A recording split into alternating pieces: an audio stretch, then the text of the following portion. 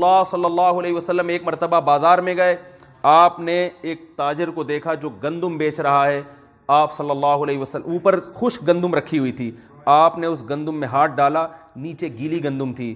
آپ صلی اللہ علیہ وسلم نے فرمایا, جس کا مفہوم ہے کہ یہ گاہک کے ساتھ, کسٹمر کے ساتھ دھوکہ ہے. وہ اوپر کی گندم, آپ دیکھا ہوگا ہم نے کراچی میں سبزی منڈی سے کبھی سیب کی پیٹی لے کر آتے ہیں, یہاں انڈیا کے لوگ بھی ہیں اور مجھے نہیں پتا وہاں کیا ہوتا ہے, ویسے تو ہمارے سب ماشاءاللہ ایک ہی جیسے ہیں, انڈیا پاکستان بہت ساری چیزوں میں ہم الحمدللہ آپس میں ایک ہی جیسے ہیں, تو فخر کرتے ہیں کہ کس کی پولیس زیادہ اچھی ہے. تو کئی بار میرا تجربہ ہوا, سیب کی پیٹی لے کر آئے ہیں, اوپر سے جب چیک کی تو اوپر ایک دم گولڈن خوبصورت بڑے بڑے سیب, جب گھر لا کے الٹا ہے اس کو تو جیسے سیب الٹی ہے تو سیب بھی, پیٹی جیسے الٹی ہے نا, تو سیب نیچے جو تھے وہ بالکل الٹ رکھے ہوئے تھے اس کے اپوزٹ. یہ کئی دفعہ ہوتا ہے, اعتماد ہی نہیں کیا جا سکتا. تو نبی صلی اللہ علیہ وسلم, قوم شعیب کو اللہ نے اس طرح سے تباہ و برباد کیا ہے, رسول اللہ صلی اللہ علیہ وسلم نے صحابہ کو منع کیا اس سے.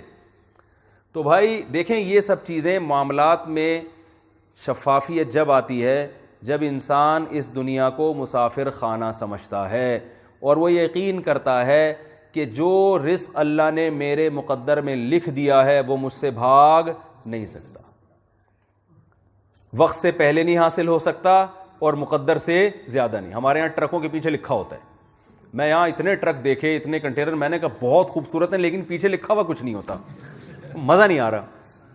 ہمارے یہاں جو ہے نا, ہم جب سفر کرتے ہیں تو آپ نے دیکھا ہوگا نا, وہ ٹرکوں میں کیسے نیلے پیلے کلر ہوتے ہیں اور پیچھے بڑے زبردست اردو ادب, اس میں مختلف شاعری ہوتی ہے, اس میں کوئی جل گیا کسی نے دعا دی. یعنی وہ ٹرک کی بیوٹی کو دیکھ کر وہ ٹرک والا بتا رہا ہوتا ہے کوئی جل جائے گا اس بیوٹی کو دیکھ کر, ہمارے ٹرک کی ایسا چمک چھلو بنایا ہوا ہم نے اس کو, اور کوئی دعا دے گا, اور تپڑ ہے تو پاس کر ورنہ برداشت کر. اب وہ پورا روڈ گھیر کے چل رہا ہوتا ہے, آپ اوورٹیک کر ہی نہیں سکتے, ایک تو اوورٹیکنگ کا راستہ نہیں دے رہا, اوپر سے چڑھا رہا ہے, تپڑ ہے تو پاس کر ورنہ کیا کرو برداشت. ماں کی دعا جنت کی ہوا, بھلے شاہ کی دیوانی, اور ماں کی دعا جنت کی ہوا. ایک ٹرک کے پیچھے لکھا تھا باپ کی دعا ٹریکٹر کا دھواں.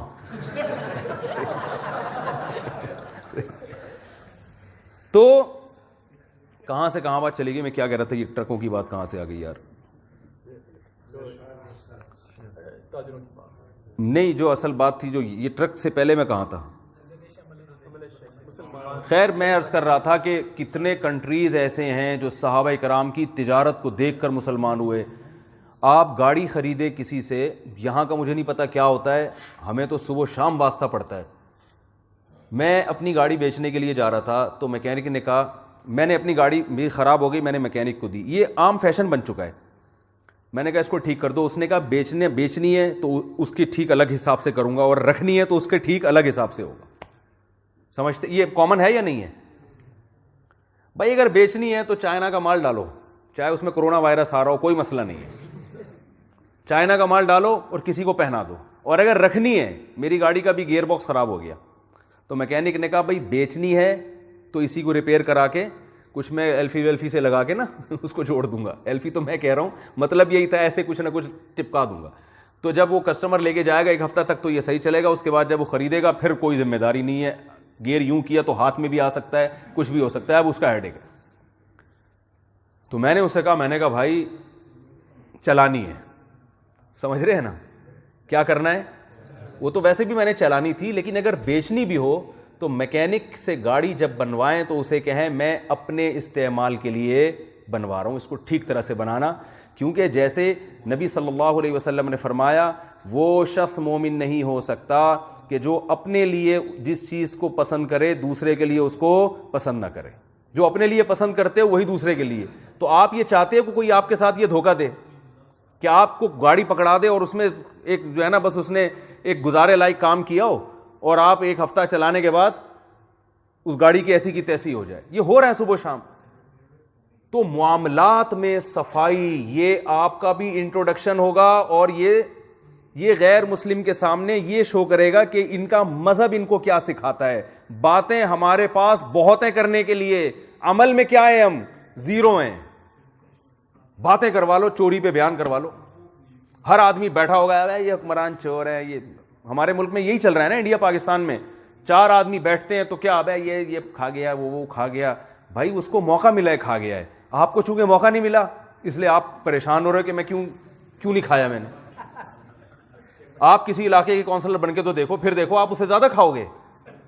ورنہ بہن کی وراثت کیوں نہیں دے رہے, آپ بھی تو کھا گئے نا بہن کی وراثت, بیوی کا مہر کھا گئے آپ. کتنے لوگ کیا کچھ کھا کے بیٹھے ہوئے ہیں. تو آپ کہہ سکتے ہو بھائی میں نے کم از کم $5 ارب تو نہیں کھائے. بھائی آپ نے $50 اگر کھائے ہیں نا تو اس لیے کہ آپ 50 سے زیادہ کھانے کی صلاحیت نہیں تھی. اگر آپ میں 50 ارب کے کھانے کی صلاحیت ہوتی تو آپ $1 بھی نہ چھوڑتے, 49 ارب 50 ارب کھا جاتے آپ. جو کھا رہا ہے وہ تھوڑے اور زیادہ کو نہیں دیکھتا, اور جو ایمانداری سے چل رہا ہے اس کی نظر میں بھی تھوڑے اور زیادہ میں فرق نہیں ہے. وہ $1,55 ارب کی کرپشن کو بھی اسی طرح حرام سمجھتا ہے جس طرح $1 کی کرپشن کو حرام سمجھتا ہے. تو اس معاملے میں ہمیں اپنے کیریکٹر کو, اپنے کردار کو صحیح کرنے کی ضرورت ہے. ایک بات یہ کمپلیٹ ہو گئی, سمجھ میں آ گئی بات یہ. اللہ مجھے بھی عمل کی توفیق عطا